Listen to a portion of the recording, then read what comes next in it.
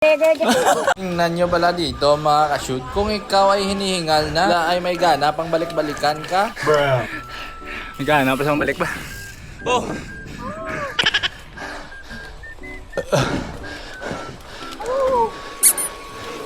At sprintan ka lang nila, no? At yun yung si Lex. So, si Kabog kami yung pinagtitripan. Itong namang si Lex, pinagtitripan si Kabog. Tain na, may gana pa to sila ha? Sa video na to mga ka-shoot, mga nasa 1.6 na yung elevation gain namin, no? At parang kaluluwa ko na lang dito yung umaahon mga ka-shoot. Next tumira sa kaliwa. Pero tain na to. Kabog, di sumunod. Bali dito mo malalaman kung gaano kalayo yung agwat ng persa ng isang mortal at ng isang robot.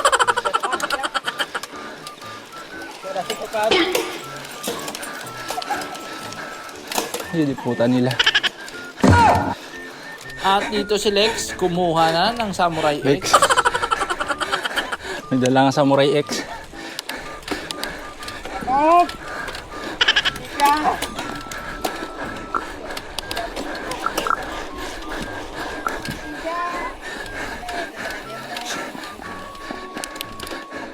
Ako! Galag.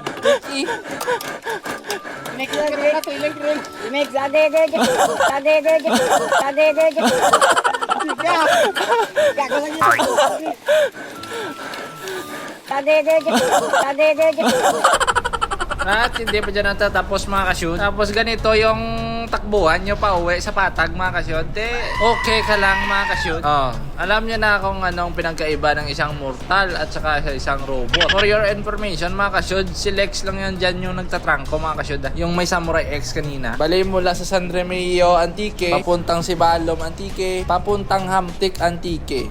Ganito lang naman yung takbuhan namin at siya lahat nagtatrangko.